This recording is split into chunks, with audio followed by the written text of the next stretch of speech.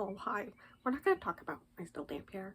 Um, did I do the math with all the scheduled weekend reading vlogs and how much time I have until I go away? And then I have exactly enough if I film this weekend, the last weekend of June? Yes. So welcome to the weekend reading vlog of July that I'm filming in June. I'm going to do a TBR jar. I'm not going to do the spinny wheel like I did for the June one.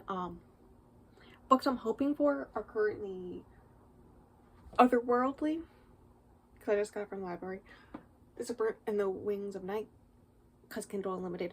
And then I think Brandon Sanderson's still in here, and if he is, then I can reread the Alloway vlog before the finishing series vlog of this month. So, you know, that's a thing. Now, as I dig through the TBR jar, reminder, there's a whole playlist of these. I'll have it above the cards because I'm cool like that. Okay, it's pink. That means it's something from this whiteboard.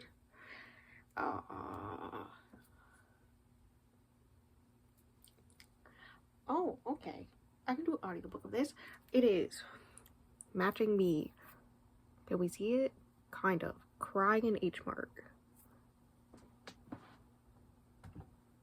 I know it's nonfiction. I think it's memoir. I'll go check.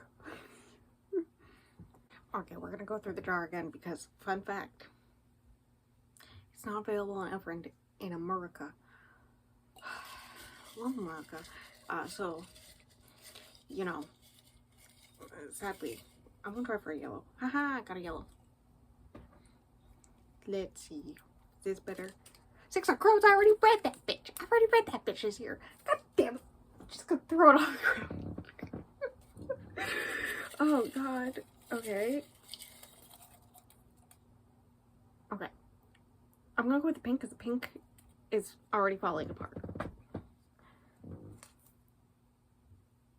Ashes of Gold. Okay, I can do that. If I can, like, you know, show it to you.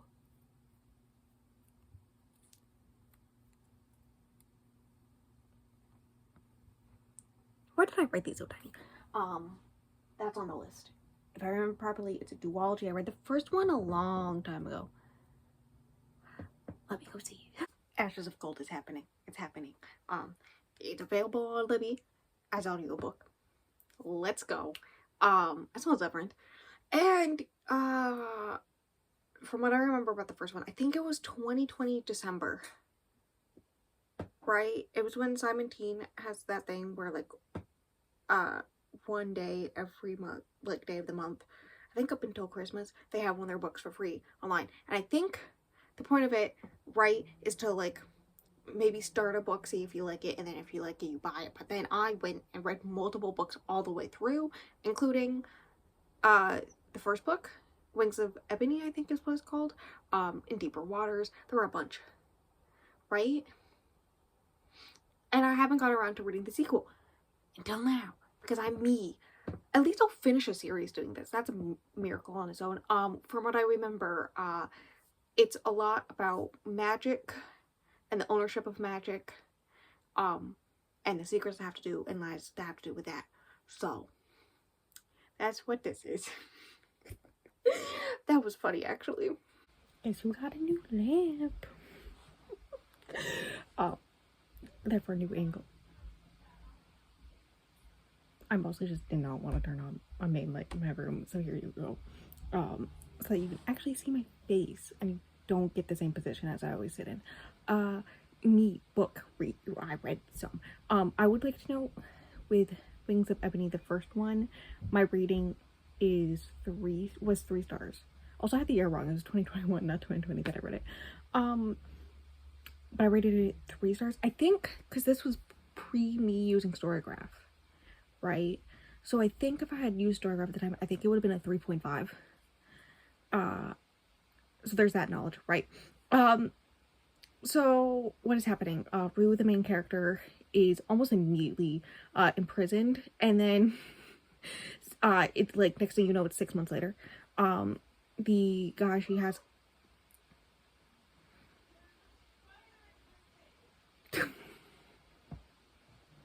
I really hope you could hear my mom scream because of a spider in the sink. Everyone else is home. I don't have to take care of it. It's fine. That was funny though. Anyways. The guy, I think his name's Jamal, literally just stopped listening to the audiobook. I think I'm at 27, 28%, one of the two. I wanted to get to 25%, and literally 24% was like at the end of the previous chapter. Like 2 minutes into the current chapter that I just finished was when it hit 25%, so I read the whole thing. But I think his name's Jamal. They kind of have a flirtation. He was the one who took care of her when she was basically out of it in the cells. Almost everyone else died. Her best friend Bree is still alive. I'm not the biggest fan of Bree's character. She kind of reminds me a little bit of Alice in Legendborn, right? The way that she's so self-focused. Like, she's trying to help in the only way she knows how, but that's not the way that Rue needs help.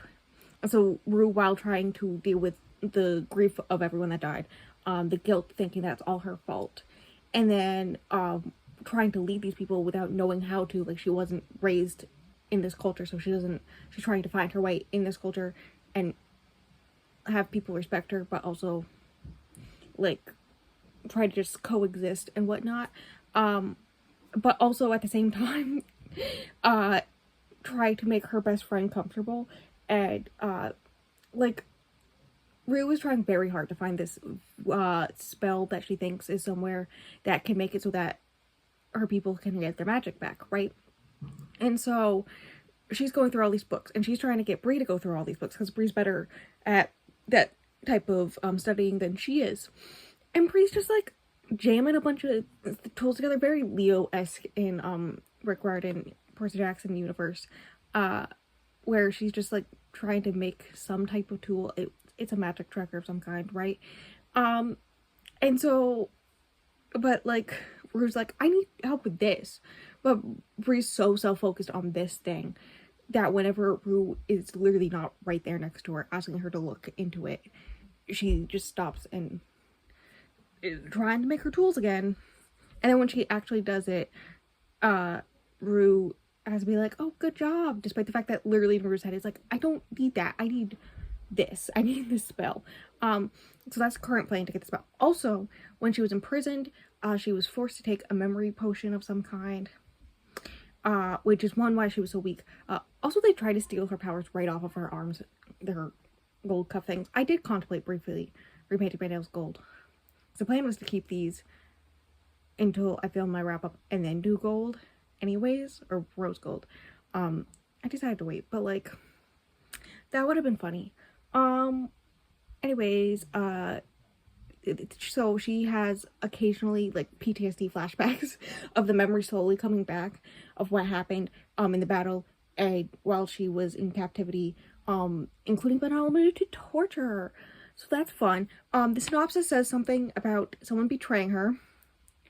I'm scared it's gonna be Jamal, because Bree thinks the only reason they would give her forgetting potion is if they knew, because like eventually your memories come back no matter what, and so they gave her the potion knowing that she would die before she would get the memories back anyways, right?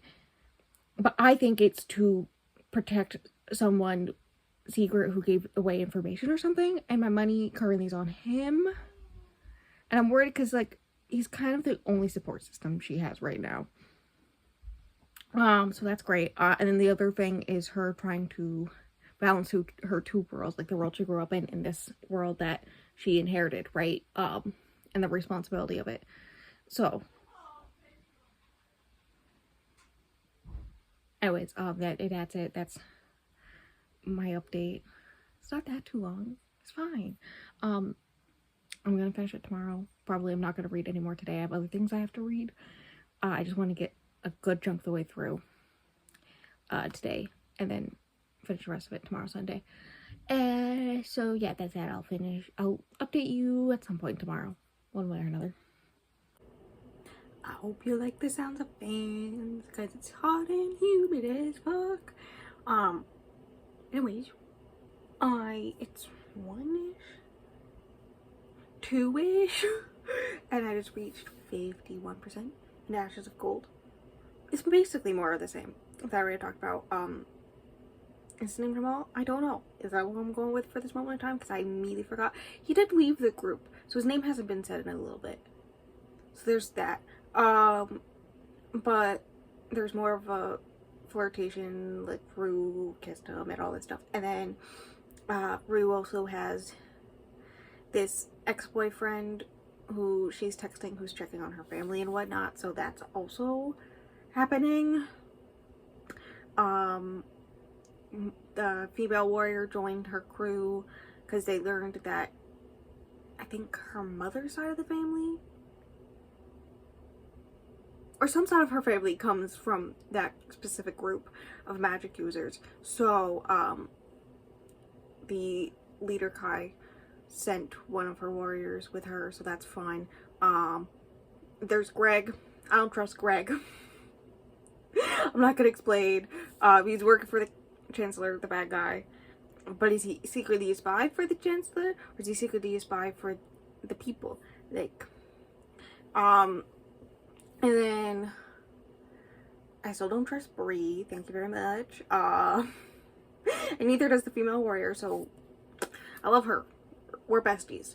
And then basically, Rue's looking for the spell some more that can make it so that her people can get magic back, because then if they all have magic, or a lot of them have magic, it's not just her fighting against the Chancellor and all his people, it's a bunch of people with magic, which obviously helpful in the fight, right, because she doesn't believe that she's strong enough to do it herself. Jamal tried to do a coup where he made her queen, and she's like, I don't want it, stop it. And he literally admitted that the only reason he didn't tell her because he knew that she wouldn't be happy and she wouldn't want it. And then she's like, okay, and then you went through with it anyways. She, like, almost immediately forgives him for it. And I'm just like, nah, bitch. How am I supposed to trust you if you go behind my back and do these things for me, knowing that I won't like them, but thinking that it's better for you? Right? Anyways, she is searching for that spell. Yeah, going to the bookshop that she used to spend her childhood in, meets the sister of the owner, and there's some suspicious things going on with the group of people there. And that's about it. I think that's everything. Yeah. I think I'm gonna pause on this one for a few hours and read the other book that I'm in the middle of. So that I can get that book done, because I can listen to Ashes of Gold while I water plants later on today. So that's the thing. I think that's it. Okay, I don't have much of an update this time. So happy day. I wanna go do that. I probably will update you when I finish it, and if it's too late in the night, I will update you tomorrow. I just took my hair out of the muzzy bun to film this, and you can really tell. Anyway. I have, like, now there being a giant bug on my lamp. I literally just built that thing 2 days ago. Anyways, I'm at, like, 83% of the way through the book. I have, like, 46 minutes at rose speed. I am going to finish it. This is gonna sound bad. It is low-key putting me to sleep. But I think it's other things also, because I've read more than half of a whole completely other book, finishing that book after reaching 50% of this one. And then now I've read like 60% of this book today, and I'm about to finish it. I'm tired. My brain hurts. But yeah, I would like to know, I was right on multiple things. I didn't bring up this one thing. I don't remember. I think this year was a thing that I knew about when I updated you last time. She may have been brought in right after I updated you. I don't know. But I had theories about her and her past great love, and who the traitor is going to be, and I was right on both accounts. I still don't trust Bree though. The only Bree I trust is in Legend, but I thought, no, Jane Austen's a friend. She's over here. She's over here. Look at her. She's just living her best life. Anyways. Yeah, it's like, no, is it written in a way where I was able to guess what's gonna happen pretty easily. I will say, not my favorite is the fact that most of this book has been setting up her trying to find that one spell to make it so they can awaken the ancestors and use the ancestors to get their magic back, right? So that all the people can fight, not just not Bree, Rue, right? Except yeah, it just got to the point where she awoken the ancestors. She talked to them.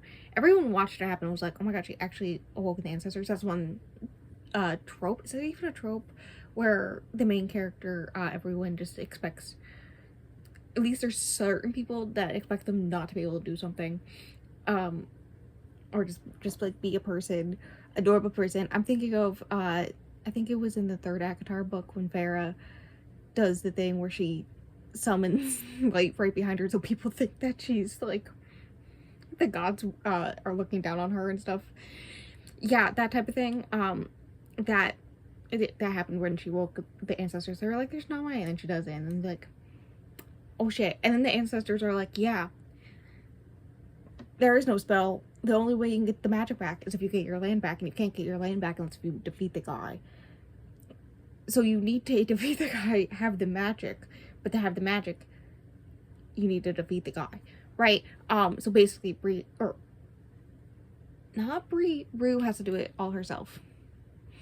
Which means what's been about half this book, definitely more than half this book, of her trying to get this spell and awaken the ancestors to get all their magic back, has been pointless.